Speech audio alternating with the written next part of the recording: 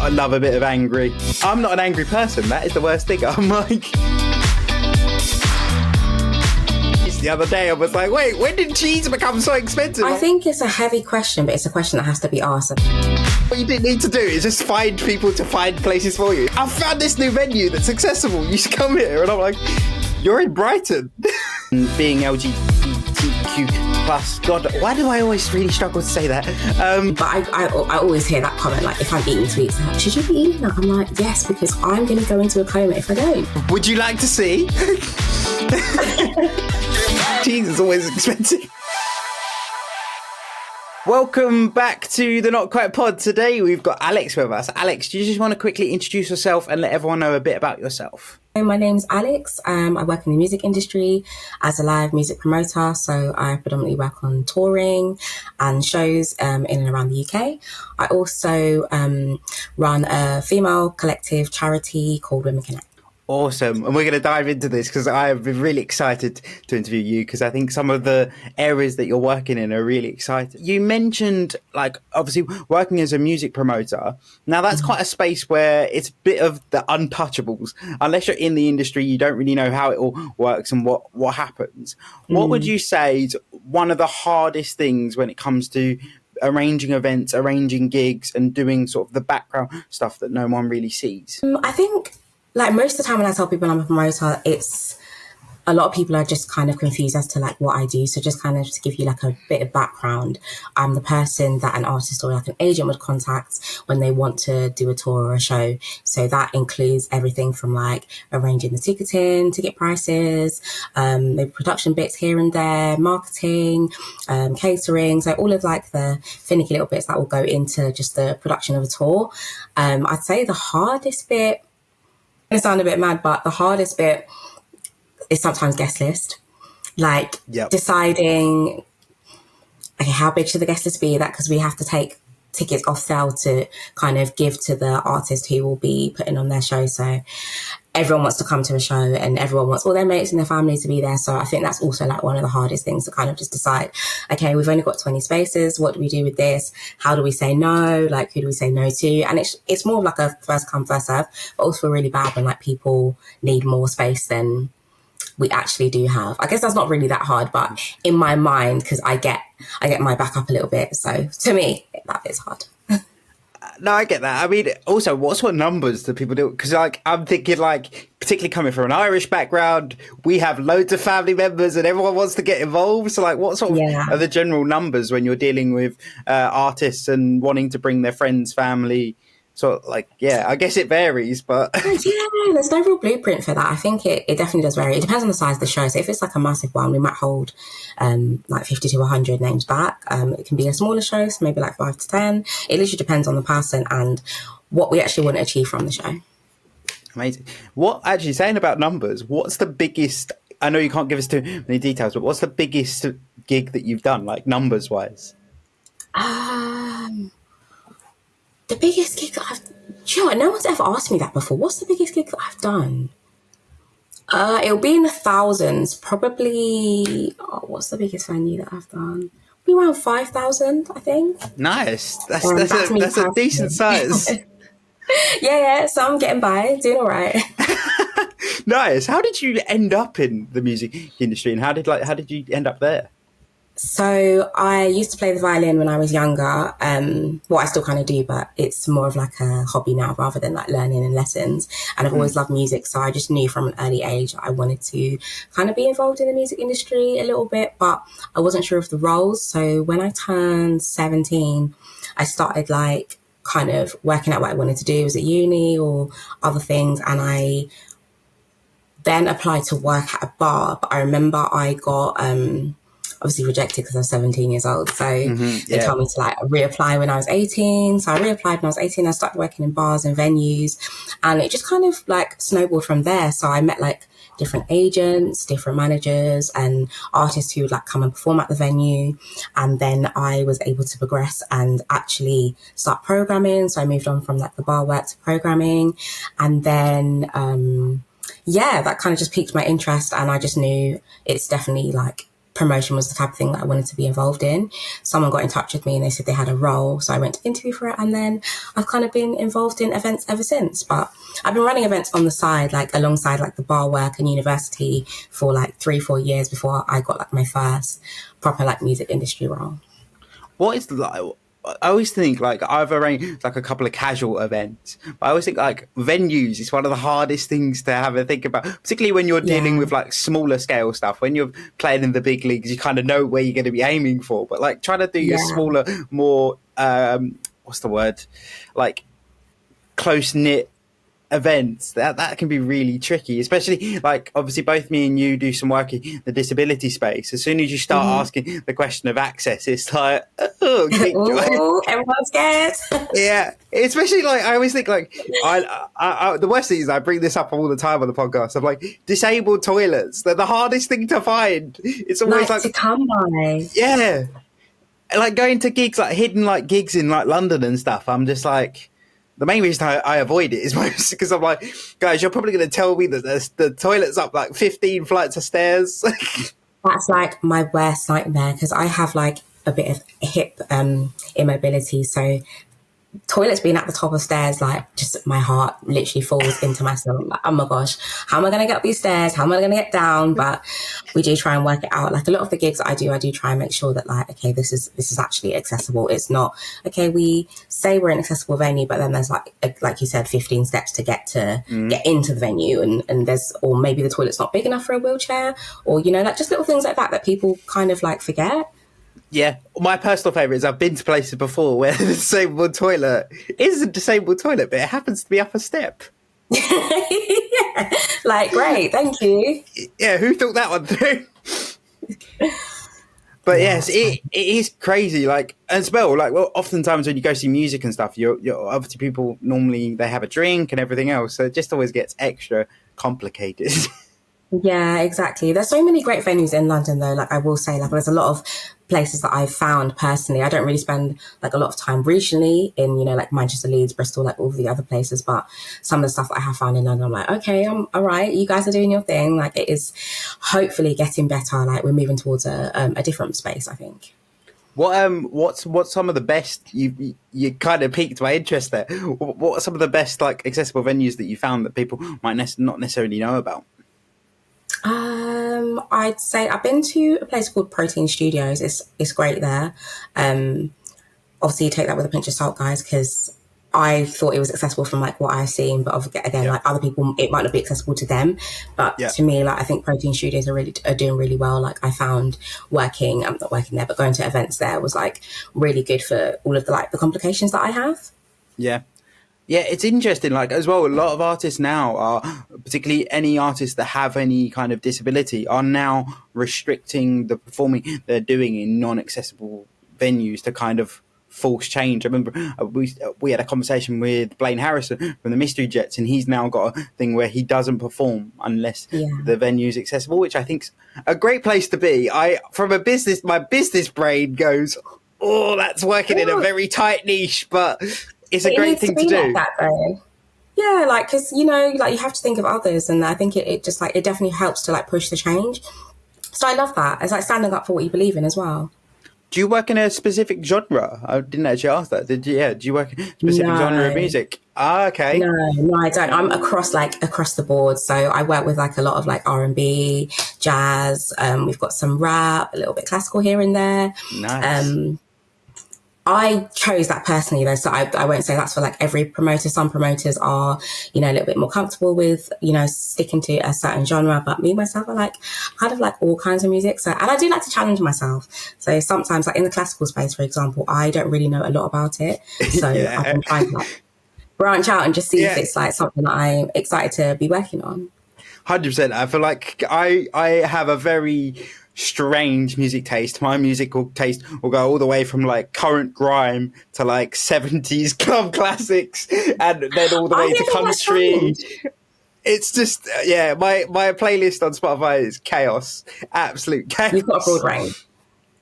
I don't think I can do I've recently started getting into country, and I was like, okay, like there's some bangers here. My other half, she loves it, and I can't. I don't know what it is. Country, I kind of have to be in the right mood for.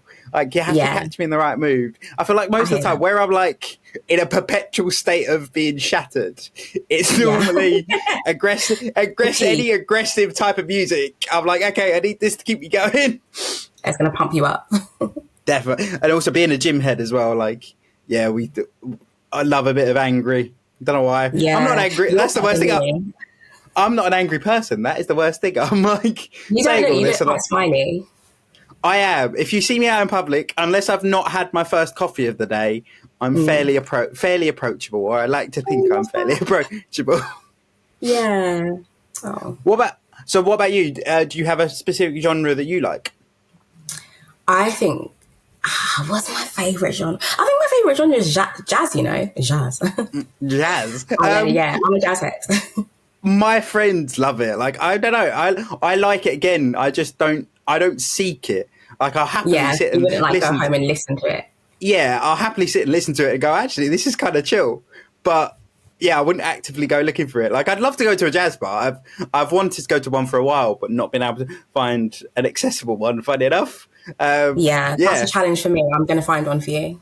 There we go. What you need to do is just find people to find places for you. It's like when my friends text me, like, I found this new venue that's accessible. You should come here. And I'm like, you're in Brighton. Oh my gosh. Coming back to a bit more of a serious topic, as a person of colour in the music industry, have you faced any difficulties with that? I know obviously there's been a lot of change recently with the Black Lives Matters movement and everything else, and obviously discrimination happens no matter who you are, what you are. It's just one of them things that unfortunately happens. But have you faced much through your journey in the music industry? I'd say yes. I won't say no, because obviously that would be like a complete privilege. But it's definitely varied, because when you are a person of colour, and obviously I'm a Black woman, I also have disabilities, and I'm also queer. So there's, I'm ticking all the boxes. So I think I face discrimination on all fronts, definitely. But predominantly race, I guess. When I was much younger, I feel like it was a lot more overt. As I've gotten older and, I've built a reputation, I've worked in different places, it definitely has changed. But I think race is like a lot of things, affect the way people, work with you. So it's definitely something to be mindful of, I just find it mad. Like, I know it's a very a very zoomed out view to have on it, but I always come back to the one thing of I don't get why colour comes into it, because colour and race or type comes into it, because I'm like, if you're a dick, you're a dick. Like, there's no, it doesn't matter whether you're pink, purple, blue, male, female. If you're a good person, literally, you're a good person. I think about this all the time. Like, I have that thought. I'm like, why is the world like that? Like, I just can't get my head around it. But it's one of those things, I guess, we still have to fight the battle. I mean, the other thing is that I always come back to it, because if you look at my friendship group, you'd look at us and go, where the fudge did you lot come from? Because we're all different. And that's the best thing, is because we bring something different to the equation. Like, jokingly, I said to my friend the other day, most of the time, the reason I love having friends from different ethnicities, different races and everything else, is mostly because they all come with great coloured. I'm a massive foodie, so people have introduced me to some amazing food because I've got such a wide range of friends. But it's mad. I honestly don't understand why it's still such a big thing to this day. And I mean, I'm saying this as a white male and middle class. I'm not directly involved, but even as an outsider, I'm like, what the it frustrates the life out of me. Blowing. Proper mind-blowing. But it's great to have a diverse friendship group and share cultures and just get to know new things, because the world is so huge, and staying in one bubble, I think, is sometimes a little bit of a shame. Okay, it can feel comfortable, but also expand and see the world. We have two eyes, and hopefully we can use those eyes on our hands and on our bodies and our feelings and our thoughts, and just to kind of spread love. 100%, and that's exactly why been very lucky that is my friendship group. But that's also why I do this, because I get to talk to different people and gain different perspectives, and I try to come to it quite open. And coming on to that topic of like race and being LGBTQ plus, God, why do I always really struggle to say that? So many letters. I don't know why. It's like fairly straightforward. But being LGBTQ plus and a woman of color in your I can't think of the word. In your culture, it can sometimes be quite challenging depending on what culture you come from. Have you faced any difficulty with that with maybe friends, family members? I know that's quite a heavy question. It's just I always find it interesting that they can often feel like they can't fully express themselves because of the judgment that's coming from their community. So I just thought I'd open up that question and see what your opinions on that was. I think it's a heavy question, but it's a question that has to be asked, and I really don't mind speaking about it because it's really important. And for someone who is not only, you know, part of the community, but also an ally to other parts of my community, I'm always happy to kind of express like how I feel about it. But for me, again, I feel like I speak from like a little bit of a privileged position where I've got such a great friendship circle, and a lot of my friends are queer, so I've never really faced anything within like my friendship circle or like people I've been around like kind of growing up. But I have heard, you know, like different comments that like be made from people who are maybe like outside of the friendship circle who aren't necessarily clued up on everybody's like ins and outs. I'd say like it's something that unfortunately we do encounter, you know, as we move through life. But it's I've got to the point in my life, like I'm 30 now, I just simply don't care what people think. So, you know, I'm going to be my true authentic self, you know, and like, thankfully I live in a country where I'm actually not being persecuted because of that. So, you know, there's not like laws that are, you know, life-threatening to me in this country, although there are people who will not want to, you know, work with me or like chill with me or like whatever it is. But I just think, you know, the Lord, that I'm not in a position where I'm like fearing for my life to the same extent that other people are.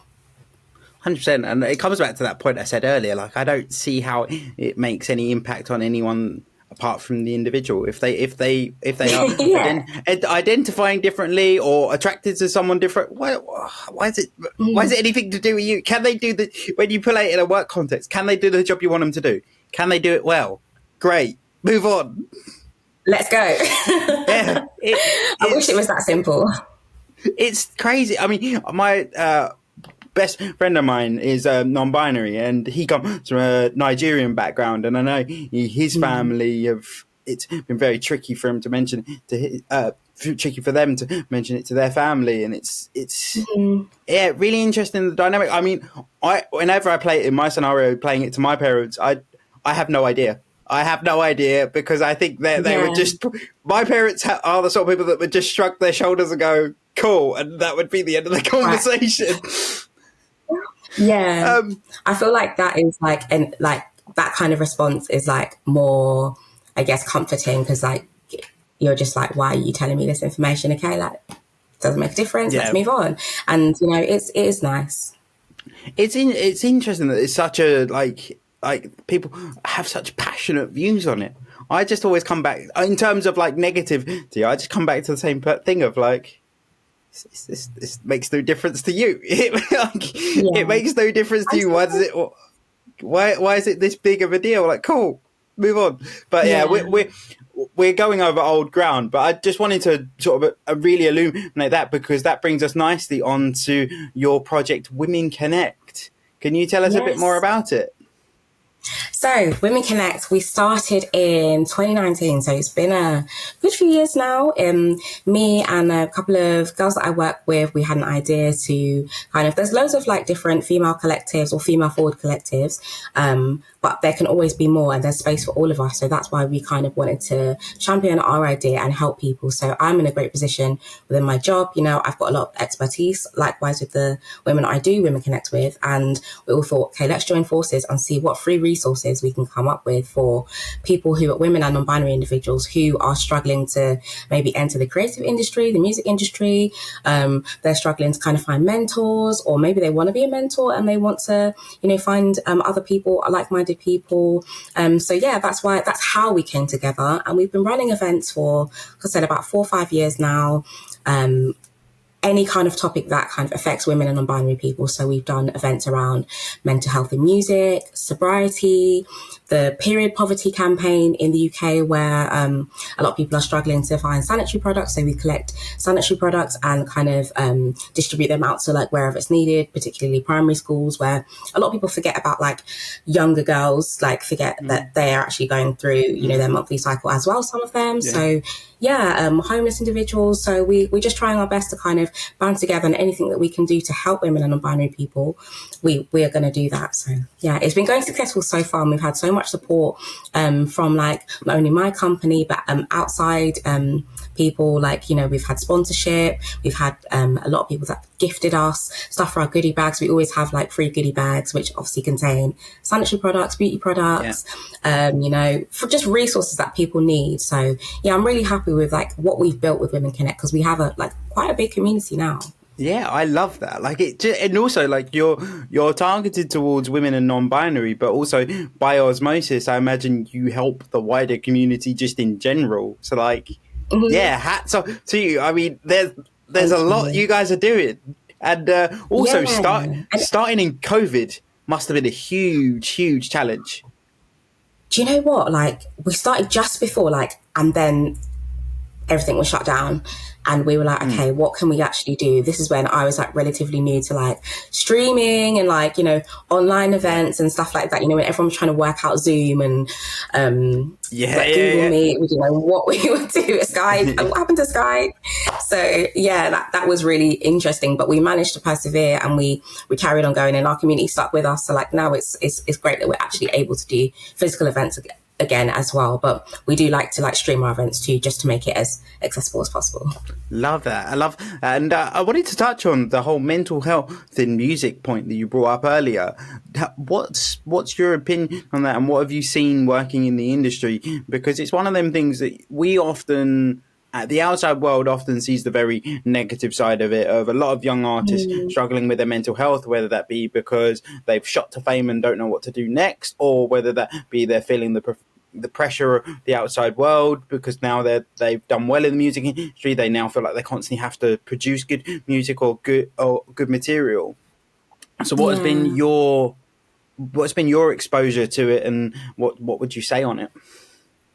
I think I've seen a lot, to be honest, in terms of people's mental health, not necessarily caused by music, but because I work in music, everything kind of comes back to that. So there's a lot of like musicians who, like you said, struggle with the pressure of, okay, now I'm performing in front of thousands of people or even hundreds of people, and it's a lot to handle. So just having the right provisions in place, you know, a place where they can go and like get support. Is it they're talking to a coach, or they're talking to a therapist, you know, someone who has mental health qualifications that they might be able to speak to? Like, are they able to come to me as a promoter and say, hey, I can't do this tour because I'm not feeling good inside my head?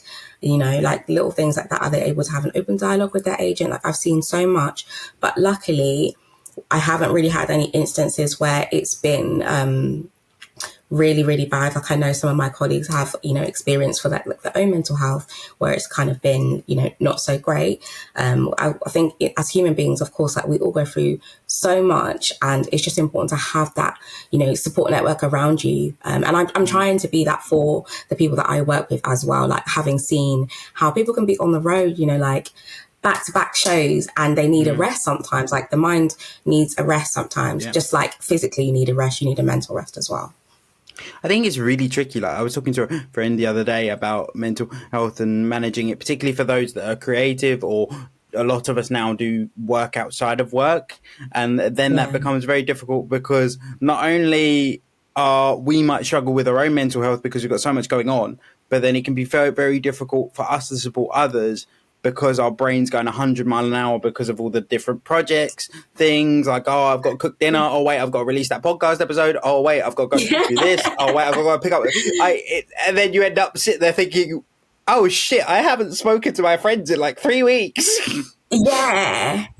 So, and sometimes you just need like, hey, like we're so accessible, you know, there's social media, and then there's people that can know where you live, and then they know where you work, and like you're meeting your friends, like there's so much going on. We're so accessible. Sometimes it's important to just take a step back, you know? Yeah. 100%. And I think unplugging is a massive thing that I'm trying to champion, trying and failing, maybe, but I am. At least you're trying. Is that, and it's like I said on a previous episode, is that trying to schedule in break time.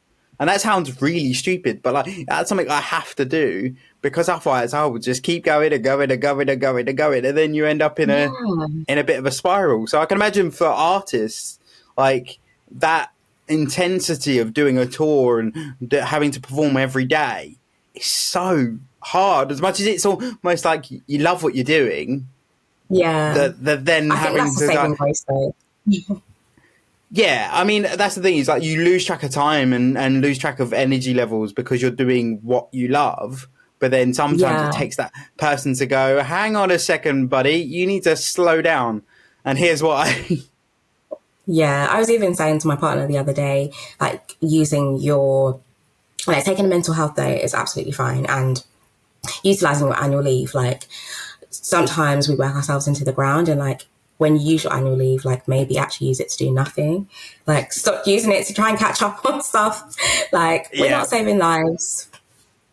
I think that's another thing, like using annual leave, particularly in the corporate world, like when you constantly having to go and you're working in an intense industry, like I would imagine the music promoting space is, it's almost like you don't want to miss out because things are always going on. You want to be there for your clients, but then also it's trying to remind people that you are entitled to take leave. That is why it's there. It's not just there to be like, oh, look at this cool thing you can do occasionally. Like, you can use it.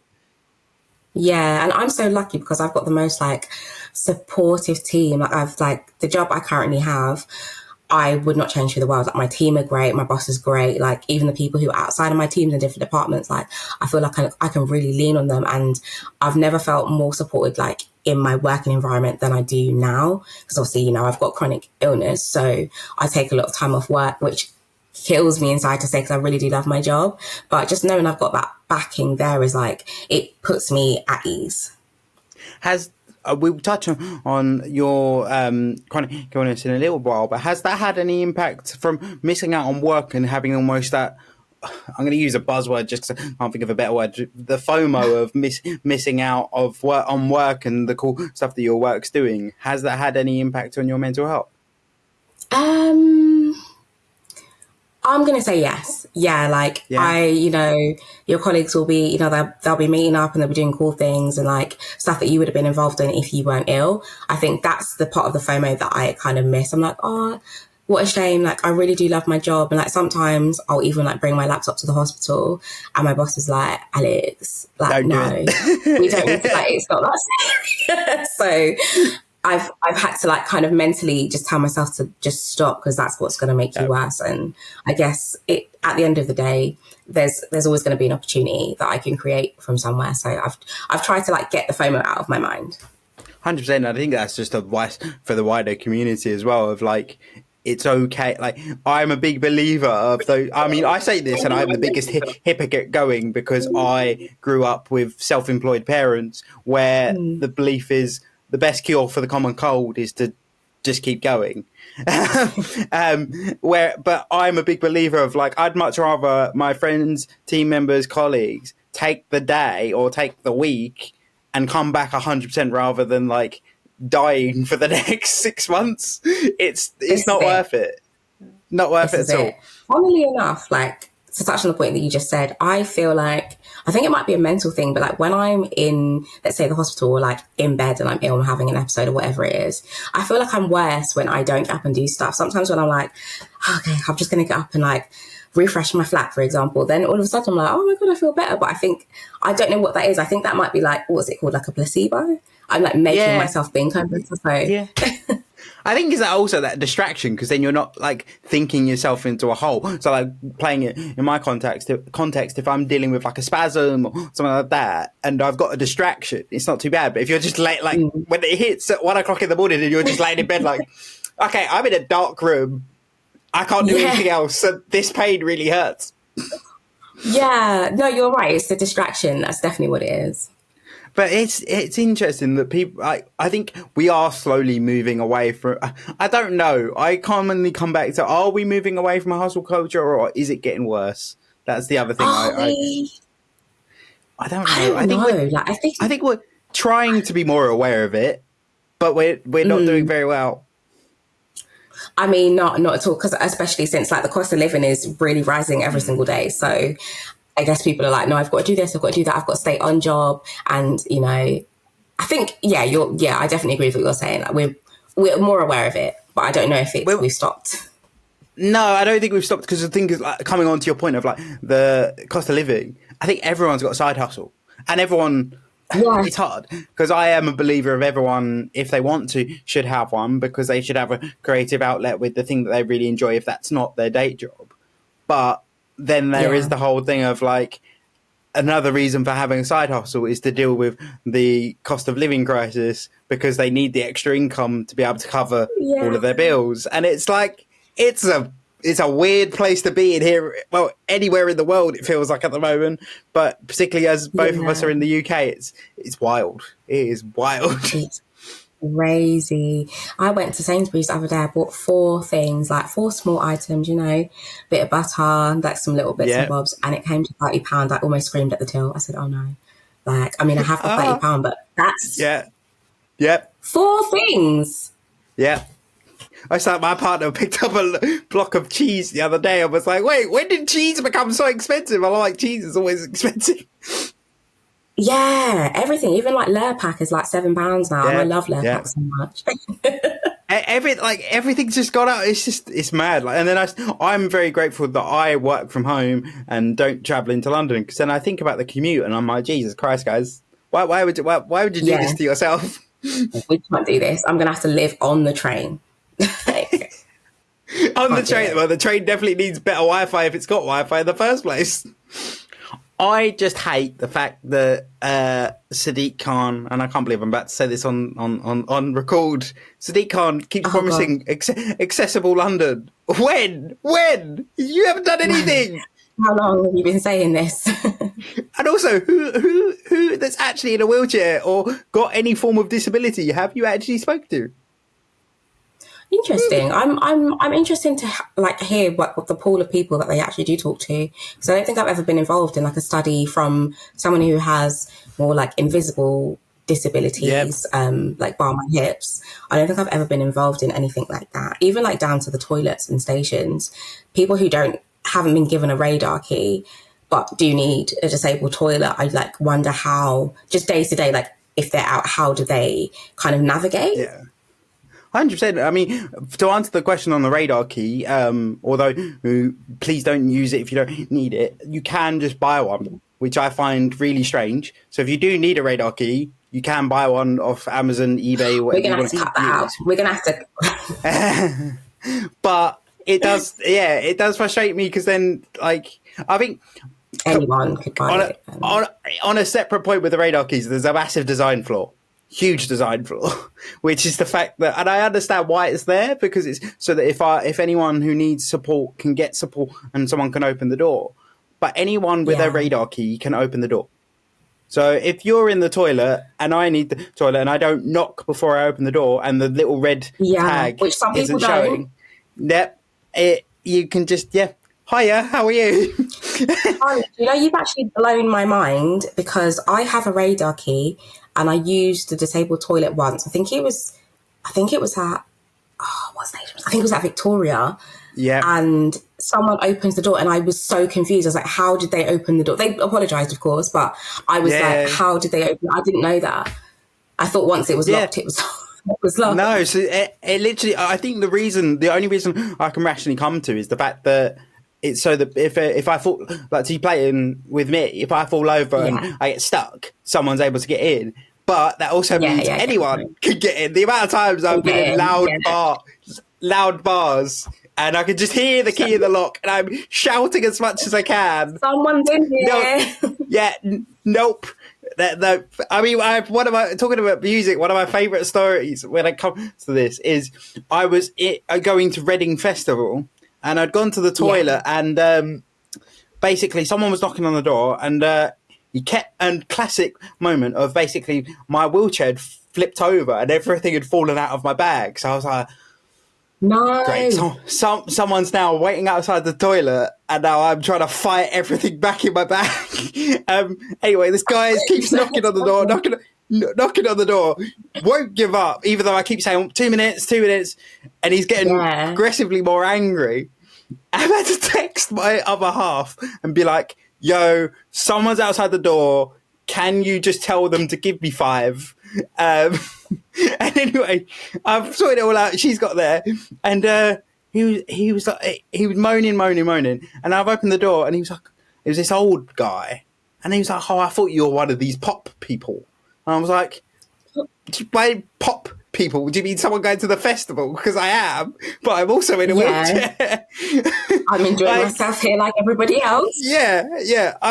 It's just. Yeah, that was one of my favourite stories because he got so angry, and I was like, "Dude, it's fine." And also, if it was that deep, you could you could just not wait 5 minutes. That's all you had to do. I wasn't. No one was trying. It was just. Yeah, I don't know. The toilet sagas when people get frustrated. It's like I get it all the time. Like wherever I go, when I walk out with my 2 seemingly perfect legs, I've heard everything. You shouldn't be using this toilet. I'm like, oh my gosh, guys, don't make me cry. I hate it so much. I had this conversation with Ant, a guy who's got a colostomy bag, and like the difficulty with it is like I understand why people challenge it because sometimes it is just people being ignorant. But then the difficulty is if everyone did as they should. So if everyone who needed the separate toilet used the separate toilet, everyone who didn't. No one would have any right to question it because we wouldn't think anything of it. Yeah. Whereas there is but even for me, there is always that bit of me like, have you got a hidden disability or are you just being a dick? Like, it could be one or the other, and one is perfectly okay. The other one is really infuriating. Off of the toilet saga, should we get on to talking about you a bit more? Obviously we just went off on like a million tangents. On the note of like your hidden disabilities, you want to touch base on what they are, because I know you are type 1 diabetic, and I'm going to try my best at pronouncing gastroparesis. Is that right? Well, do you know what I feel it's gastroparesis, but it is basically the paralysis of my stomach. So I guess it's a half, right? Yeah, there you go. I'm not bad considering I'm dyslexic. Yeah, no, you did all right. Well done. But yeah, I have type 1 diabetes. I've had type 1 diabetes since I was about 8 or 9 years old. So, you know, like I don't produce any insulin. So my pancreas is null and void. It will never produce any insulin. Probably hasn't for a couple of years before I was even diagnosed. So I manage it with like these little things on my arm. So this is a sensor, which I just tap my phone on. It's great. Tells me my blood sugars. And then this will deliver the insulin. So they're connected and they kind of like do their own thing. But I've also got gastroparesis, which kind of like fights with the diabetes. So sometimes when I need like sugar, because I'm having a low with the diabetes, I struggle because I have gastroparesis, which means I can't really digest food properly. So I take a couple of tablets to help push through my system. And yeah, I've basically been dealing with that for like the last like 5 to 6 years. It just pretty much puts me in a position where I can't consume anything. So sometimes I spend like long periods of time in hospital, probably between like 2 to 4 weeks, where I will be managed on like intravenous fluids and insulin, and also like a feeding tube that will go through my nose, bypass my stomach and just go straight to my intestines. So I'm still able to obviously get nutrients that I need, but I can't actually physically like, put anything in my mouth to like eat, because it will come straight back up. Like even a glass of water, it will come just straight back up. So yeah, that's me. Okay. I can imagine that's particularly the gastro. I can imagine that's really intense. If it's every 2 weeks or every 4? Is it like every month? Do you know, like it changes. So a couple of years ago, I pretty much spent like about a year in the hospital because it would happen every week. So it was just safer for me to just kind of stay there and they'd manage it. But as I've kind of got older and I've managed my diabetes a little bit better, because they do affect each other, I probably have an episode maybe like once every 6 to 8 weeks now, which is not too bad, because sometimes, I know that sounds like, it does sound quite bad, but I'm able to manage it at home sometimes. It's only when it gets like maybe day 3 or 4 of vomiting and not being able to ingest anything that I have to actually go to the hospital, because obviously you can't go like weeks without actually eating any food. Yes, it's also, I mean, it's not a condition that I've been very aware of till doing the research into you. It's mad as well that I mean, I'm just very fortunate, because everyone sees my wheelchair and thinks that I'm constantly in hospital, but my condition is very stagnant. So then having to constantly be in hospital, particularly from the element of feeding and keeping yourself alive, and then having type 1 on top of, oh God, that's a combo and a half. I'm struggling here. Today's a good day. You know, I woke up like I have nausea like every other day, and I woke up today and I was like, no, not today. I'm recording this podcast. Like, we have to power through, like, no nausea. And I feel fine now. But I think I had to like mentally tell myself that we're going to get this done, or it might have slipped into the old episode. Do you have to like change what you eat as well? Yeah, so sometimes when I have these like periods of sickness, I just go basically just on a purely liquid diet. So just like juices, smoothies, soups, that kind of thing. And I drink something called Ensure or Fortisip. So that just kind of like, you know the Ensure. So yeah, that's pretty much my diet a lot of the time. When you got a friend with sickle cell, you know a lot of these. Ensure. It's... Talking about type 1 though, obviously you have I didn't realise you have both the pump and the tracker. Yes. So how has that been a fairly recent thing, or is it something that you've had for quite some time? No, I've had it for about 7-8 months now. So that's like relatively recent for myself, because like obviously that's 20 years of just manually injecting the insulin like in my arm or like stomach or legs. But this is like literally changed my life. Like I can't even, sometimes I get emotional thinking about it. Like I can't believe technology has advanced this far to the point that I can control these things with my phone. It's mad when you find a piece of tech that opens that many doors for you. Like my one, obviously being physically disabled and not being able to walk, and also the effort of pushing a wheelchair. My one was a front wheel attachment for my wheelchair that essentially turns my manual wheelchair into an electric trike thing that lets you travel at exceptional speeds. And that was my massive oh my God, this has opened so many doors, because now going to see my friends, going out for dinner and things like that is so much easier. So when you have that thing that's just the unlock of, oh wait, I can now do this, or I now don't have to worry about this as much. Absolutely. And it's such an unlock. It's so good. It's so good. Like even just like a couple of years ago, I was manually testing my blood sugar, putting the blood on the strip and all of these things, and manually writing it down to then go to the my diabetes consultant and then like show them like how I've been doing these last few months. I just thought I can't do this for the rest of my life. Like I'm actually going to be writing this down as someone with a job and like dependents and things like that. I'm just like, oh my gosh. But now it's just like they just take it from my phone. Does it mean that you have to travel to the hospital? I know you obviously have to travel for the gastroparesis, but do you have to travel to the hospital less now because you can literally go to your doctor and be like, here's my stats?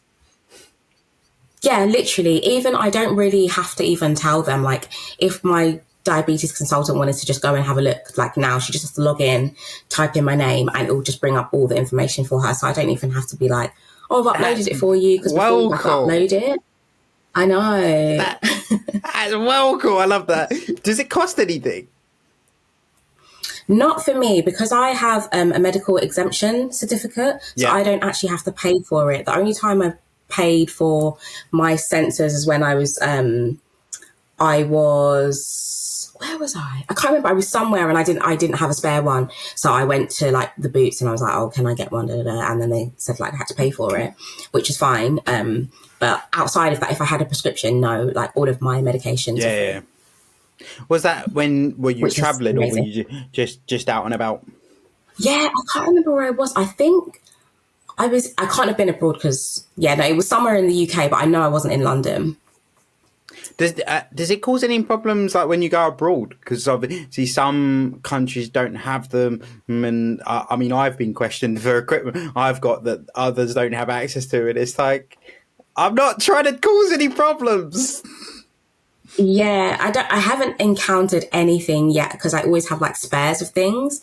The only time I guess I really have any questions is like when you're going through like customs in the airport, if like, because it will set like the things off and all of that. But and it's got liquid in it as well, so like, you know, they ask you like what is it? And I'm like, oh yeah. How long do they last you? I have to change it every 4 days. So if I put it in on a Monday, then I will change it on a Thursday, which is incredible for me because I would have to inject 5 times a day before. Now I just slap it on. It's got a little cannula in there, does its thing. See, that's mad because my brain automatically went, why does it just do a week? That would be so much easier to track. But then I suppose, as saying comparison to several times a day, game changing. Yeah, that's actually one of the first things I thought. I was like, oh, it'd be great if it was just permanent, just on there at all times. But my doctor was saying that because it's like, technically, obviously, there's a needle and like cannulas like going into your arm, like you do have to like replace them for like infection and stuff. So I was like, that makes sense. I didn't think of that. That does make a lot more sense. When you think about it, it does make sense. Also, for those that don't know what type 1 is, because oftentimes what you often hear about is type 2. It's a lot more common. What is type 1 in terms of the effects? So it's to do with your insulin levels and your body producing insulin, but how does it present? Because I know bits because I've got a friend with type 1, so I know how it presents and the problems and the complications it can bring. But yeah, for those who don't know, what are some of the complications with type 1 diabetes? So with type 1 diabetes, it's essentially it is your pancreas not being able to produce insulin or enough insulin. So you're controlling that with injections or a pump in my case. So some of the complications that come with that is if you inject yourself, too much insulin, you'll have hypos where your blood sugar will be really low. So it's kind of like feeling drunk. You're very incoherent, you'll shake, you'll sweat, that kind of thing. And then like the other side of it is the hyper where you're too high. And if you have too many hypers, which means your blood sugar levels are really, really high above the average rate, it can start to affect like your organs or like your eyes, those kind of things. So you have to like stay on top of, going to your local opticians, but also like the doctors where they do like an extensive test on your eyes. So I had when I first was diagnosed with the gastroparesis, my diabetes was like completely mismanaged. Like it was just all over the place, and that did start to affect my eyes. So like my blood vessels were leaking and I started to like experience blindness. And thankfully, like after I gone to the hospital and said, I think there's something wrong with me, they were able to sort it all out. I ended up having like laser treatment. But if that went on for longer and I didn't actually check it out, because at first I thought it was just food poisoning, so if it went on for longer than that, then it would have started to affect my eyes. So scary, like I can't believe it.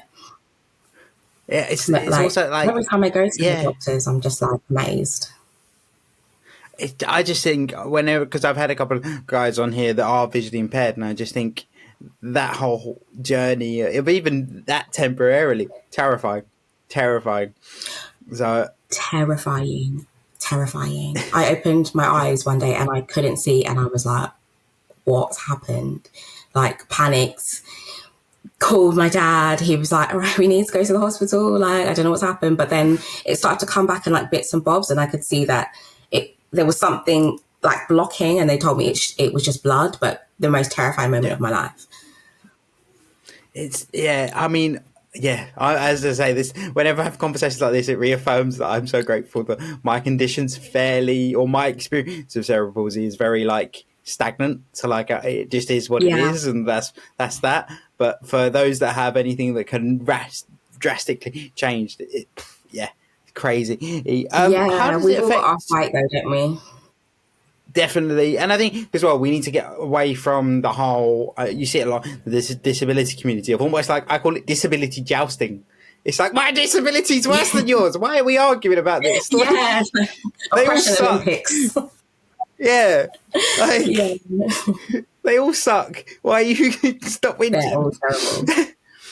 Yeah. But yeah, it's crazy. But as a young person, particularly with type 1, because because you constantly do have to stay on top of it, it can often feel, I'd imagine it can often feel quite difficult and challenging. Like you can't do some of the stuff your friends or your peer group does. Have you had any experience of that? Because when I think of it, like my friend who has type 1, he's like, when we go out to a pub or whatever, I remember we were friends in school, so we'd go out drinking when you go and do stupid stuff. And I remember being with him in a nightclub and going, you've just sunk like 4 Jaegers and you haven't checked your blood since we've been here. What are you doing? Like, are you okay? That's the thing. Yeah. Like, if you have, like, I don't know, if you're drinking something like a mix and it's got like Coke or whatever in it, but it's sending you up like your blood sugars. But there also is a lot with like alcohol where it brings you down. So if I've drunk a little bit here and there and like I've just gone to sleep, come home, and I'll always wake up with a low blood sugar, and that's like, I can't get my head around that. I'm like, why is it dragging me down? But that's one thing that definitely impacts me. Like if I go out, I'm not a big drinker to be honest, but little things like even exercising, like going to the gym with my friends, I have to make sure I don't overdo it with like my insulin, because the minute I start exercising, I'm going to drop, and I don't want to drop to the point where like I go into a coma or anything like that. So just got to make sure I got my sweets on me. I never even thought of that, like exercising. Yeah, I've never even thought of that part of it as well. Like, because obviously naturally you're going to use up your insulin stores, and it's I did that. That's that. I can't believe I've never had that thought before. But yeah, that's crazy. I mean, I remember again talking to my friend. I remember we were at a party, and I remember he was struggling with his sugars and getting it back up. And I went to one of my friends. We were at a friend's house and they had an entire, actually it was mine, it was my house, and we had an entire table of sweets. We had an entire table of sweets for the people around, and I went to my friend, right, he's struggling with sugars, go get him the sweets, and he came back with 2 cocktail sausages, and I was like, that wasn't long. That wasn't the goal. The goal was the Haribo. We need the Haribos, the Smarties, everything, all of that. Yeah, anything with high sugar. I mean, the other thing I hate is the misconception that people have with like diabetics, and they're like, "Oh, it's an excuse to eat sweets." I'm like, it's a very different thing to that. That's not it. Yeah. Type 1 and type 2 are very different. Also, I think with type 2, there's a misconception that the person ate too many sweets. Like, it sometimes it's just like having like it can run in the family. It can also be, the insulin resistance. It can also be, things like where they've had like a very imbalanced diet that can also have like adverse effects on your insulin production as well. But I always hear that comment, like if I'm eating sweets, people are like, should you be eating that? I'm like, yes, because I'm going to go into a coma if I don't. Yes. Would you like to see? Oh, it's just that, like, I love how people are so naive about that. Like, and also it comes back to that whole point of like, it doesn't affect you. Like, if someone wants to eat sweets at 9 a.m., let them crack on. Like, it's okay, it's fine. I don't need you to check up on me and what I can eat. It's all right. just imagine to be like, Alex, that's your 3rd pack. You're like, yes, I'm very aware. Thank you.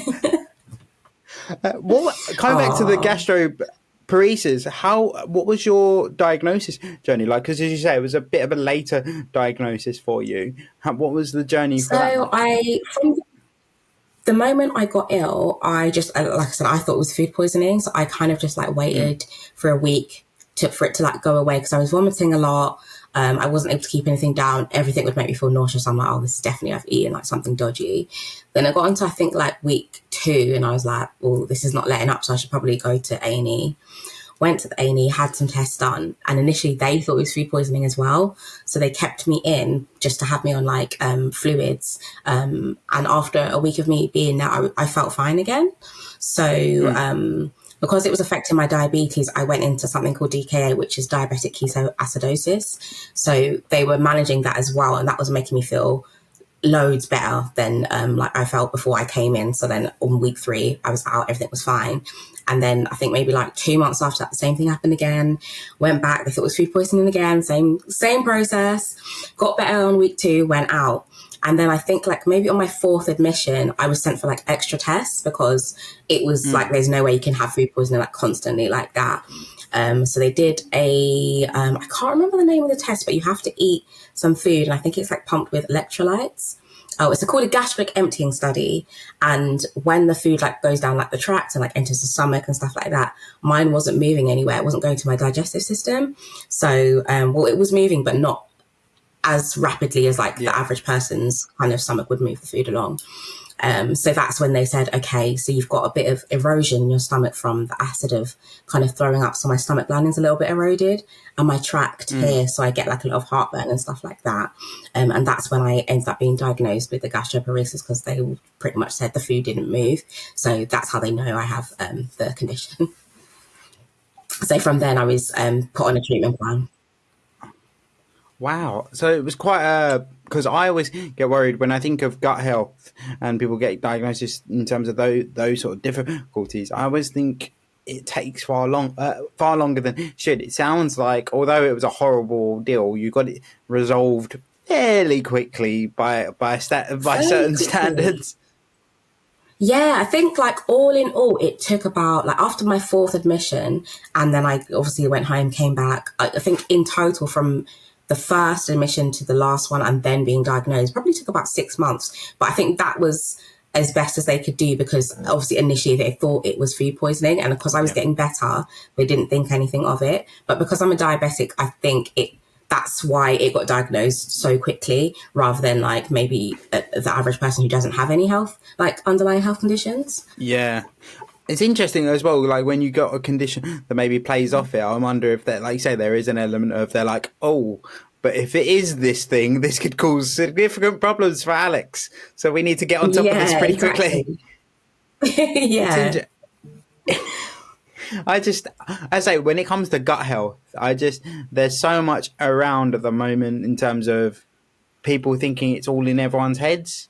And I know gastroparesis is a little bit different, but I think it's really hard to try and explain the importance of it. Like, I'm very lucky that I don't have any gut issues, very lucky that like I don't have to be lactose-free, anything like that, whereas my other half does have some difficulties. And I think it's particularly women in the space. I think there's a lot. I think it's hard because I think it's both sides, but I think with women there's a lot of it of like almost it's just period cramps, or it's just this, it's just that. There's always something 100%. Else it could possibly be, and it's like I think the biggest struggle I have with the NHS, and I have a lot of love for them, a lot of time for them, and I know they're overrun. But guys, why do we have to do 1,500 tests? Just do them all. Like, particularly when it comes to blood tests, I love that. They're like, oh no, we've got to do another blood test, and I'm like, just test the blood for everything, and then we know. Yeah. No, I think the same thing. Obviously, there must be reasons for it, and that's just like kind of like my ignorance because I really don't know how it works. But just do them all. Just do them all, and then also like, surely it saves time. Because I remember like when my other half had to have the blood test done, and we must have gone for about 4 or 5 blood tests, and I'm like, but it's the same blood. Like, I don't understand. I say it's probably my own naivety, and I'm probably going to get like a doctor in the comments be like, Charlie, shut up. I hope so, because it'd be good to know. Like, yeah, but maybe what I need to do is I need to get a doctor on the podcast and then ask all these questions and be like, so why do you do so many blood tests? Yeah, we should drag my partner in here. He's a pharmacist, and it'd be interesting to just hear like his perspective as well, because whenever he comes with me to the hospital, he just knows so much. He's like, she needs this, and I'm like, how? Obviously, you studied it, so like, you know. But I'm like, how? You know so much. It's always handy when you've got someone like that. Like my other half's uncle is like a researcher for in the medical field, so like he knows so much. And also the hilarious thing with him is he'll go into a hospital and just start waving his pass about, and he starts getting answers that no one else can get. And I'm like, Love it. how do you do Love that? How do you do that? Love it. Like, my partner can come in and be like, oh, she needs TTOs. I'm like, what? What is TTOs? What is TTO? And they give me, it's like the drugs that they send you home with, like if you don't have a supply at home, or, you know, like they give you like extra or whatever. He's like, what's going to be on a TTO? I'm like, okay. oh, I love it. That's cool. That's well cool. And also, I think that's reassuring. If you've got someone that knows the space, it's almost like that level of reassurance, because you're always, I think, worried that, I mean, they always would, but like, you're always worried that our doctor's telling you the real story, or are they trying to sugarcoat it, or or the other thing as well is explaining it in layman's terms. I think that's a talent. If you can explain it in layman's terms, that's where we need to be.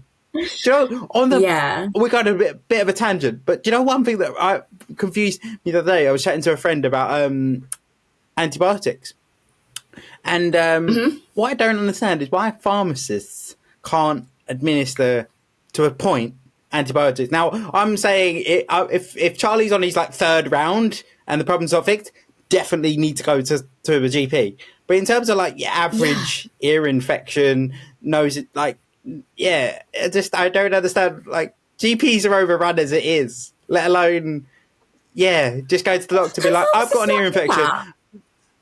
I don't think they can, because whenever we've got antibiotics, it's always go book an appointment with your GP. They sit with you for 2 minutes, go, yes, you've got an ear infection, send you to the pharmacist and go, I've got an ear infection, okay, take these. I thought they could, but I mean, I don't think I've ever had an ear infection, so I wouldn't know, but like, that's something that I thought would just be a thing. It's a very random point, but I was just like, actually, you mentioned it about your half been a pharmacist, and I'm like, I wonder why that is the case. Of like, they can't, because it's like, basically, I've got a family member that's going through a tough time with cancer, and she was ill recently, very poorly recently. But the funny thing was, she's in hospital, it's all kicking off, and then they suddenly decided on the second day of it all kicking off, oh, we're going to try her on some antibiotics, and you sit there going, would that not have been the first thing you did? Like, I feel like that's this kind of, if there's any underlying infection, it kind of deals with it. And then it comes back to the whole pharmacist thing of like, well, why can't a pharmacist just go? And I'm not saying in terms of if a cancer patient's having those issues, but your average Joe with an ear infection, or like just some kind of basic infection that you kind of see all the time, you can kind of, and I feel like if you've had it before, my partner. I'd love to know. Like, definitely fill me in afterwards. Like, I understand there's probably an extra level of training, but I'm like, that's definitely something pharmacists should do. But there you go. We've got on a very big tangent, but I hope, hopefully, you've enjoyed this this chat, Alex. Hopefully, it's not felt too all over the place. No, it's been great talking to you, Charlie. Like, you're so welcoming and warm, and I've really I was checking out like your Instagram and like the other episodes, and I'm just like really happy you asked me to come on, because I don't really speak about my kind of like my disabilities and chronic illness a lot. So it's been nice to just kind of like chat to you, and thank you just for having me. It's been amazing. I mean, I love having you on, but particularly I love speaking to people that have a big involvement in a certain industry, but then that's exactly what we built the podcast for, which is to show that disabled people have normal lives, but also bring in the conversation to the wider community. Because one of my biggest fears of talking about disability is it always gets caught up in jargon and using the right terminology, whereas I'm a believer of I don't really care if you get the terminology wrong or right. What I care about is if you do get it wrong, you're willing to learn and willing to have the conversation of, this is why this is wrong, rather than I don't want it to feel like an attack on you, because then it's more of you've not been exposed to it, so I can't expect you to know everything and anything about disability. So I'm here to try and help, rather than, oh my God, every disabled person is so uptight and so angry. And I'm like, we're not all like that. We are not. Some of us are. But that's like a great job, honestly. Thank you. No, and on that note, we're all here to learn together. Exactly. And we're all here to learn together. And also, like, we're all humans. We all get things wrong. And I think today's society can remember that a little bit more of, like, stop jumping down each other's throats. Just be willing to learn from each other. And yeah, definitely. But one thing I do want to ask before you go is the question that I ask every guest, which is what's one piece of politically correctness that you really strongly agree with or disagree with? It doesn't have to be disability related. It can be anything and everything. So this is not disability related, and I apologise if someone has already said this one, but this one grinds my gears so much. So I just have to get it off my chest because I've not said it in a while. But I really despise getting on public transport and it being packed. Like we're packed in like a tin of sardines, and people are wearing their backpacks. Like, take it off, please. Please take the backpack off. There's no space. Can we put it in front? Can we put it down? Like, can we make some room? I think also people who try and get on the train before the passengers have got off the train, not really understanding. I don't really understand. I love. My personal favourite is the tube. My favourite thing is the tube. Watching the tube is the most hilarious experience because you're watching all these people cram onto this tube, like 6'4" guys, like hunched over. It's all going on, and then either you look left at the end of the carriage, and those ones are empty, or you look up and go, "Oh yeah, there's another one coming in 2 minutes. I'll just wait for that one." Then you wait for that one, and it's empty. It's like, oh my gosh, it's so stressful. I feel you. Like the whole don't even like you, the sheer like shock and amazement whenever someone sees the guy in the wheelchair trying to get on the train when it's packed is hilarious because everyone kind of looks like we want to let you on, but we don't know how to let you on because we're so full. Yeah. Oh my gosh, that's just another story for another day. Some of the things I've seen. It's mad. And I think the other thing as well is just that I always come back to like having, so my other half is originally from Birmingham. So we're up there quite often. And whenever I've dealt with like trains and stuff in Birmingham, everyone's super chill. Like everyone's quite relaxed. Everyone's got time. Yeah, it's fine, babe. Whereas in London, everyone's got somewhere to be. And I'm like, dude, chill. Yeah, like, with a sense of urgency. But in Birmingham, like, they stand on both sides of the escalator, and that's something I can't. Can we stand on one side so then people can walk down the other side? Yeah, I saw a TikTok about that the other day where it's like the unwritten rule of don't stand on. I think don't stand on the right. Don't stand on the right. Keep to the left. Oh my gosh! Different cities, different cultures, I guess. Yeah, I say I'm a very like I don't. Yeah, I'm not. I could never work uptown, and I've always said that because I don't confide to the whole hustle. No, hustle culture is the wrong thing. Of like just the thing of like everyone's got somewhere to be, and no one's got 5 minutes to help someone out. Yeah, it's always like it is hustle and bustle. It's like we're supposed to be a community. Because I was at an event the other day, and I think it partly comes from being a wheelchair user. I think it's like being low, because being a manual wheelchair user particularly, you're lower to the ground. So then anytime you're in a crowd, I always get the sensation that it's like a beating circle. So like everyone's higher than you, everyone's crowding around you, and no one can see you. It's quite, oh shit, like, this is not nice. This is really not nice. Yeah, that must feel really daunting. It's really weird, like, because it's not necessarily a big problem. Like, I can manage with it. Like, my anxiety only flares if it gets really, like, if it starts feeling like a mosh pit, which it did at this place, where it was okay. So we were all being blocked of going to one area for a certain thing until, like, there was, like, you had to wait 15 minutes till they'd open the gate and you could all go. But I was like, right, I'm currently pretty much at the front, and as soon as they open those gates, unfortunately, because of the human race, everyone is going to move simultaneously and not look down. And it's just going to be, we got out okay, luckily. Luckily some people helped us out. But yeah, that is my big thing of like in crowds. You say about tubes and stuff, like busy trains, horrible, just busy in general, like, I'm all for having a vibe. Like, I love atmosphere and stuff like that. But when it's to the point where you're, like, say, sardines in a can, all like shuffling forwards, no, not for me. Yeah. 100%. Just before we finish up, where can people find you if they want to follow you on your journey, ask you any questions, anything like that? Where can people find you? You can find me on Instagram or Twitter. So my Instagram handle is at Planet Alex. And then my Twitter handle is at @planetalex_. So I'm fairly approachable, guys. I'm like, if you ever want to chat about disability or music or anything, just give me a shout on there and I'll always get back to you. Love that. Thank you so much again, Alex, for coming on. It's been a pleasure. Thank you, and Tisha. yeah, really enjoyed it.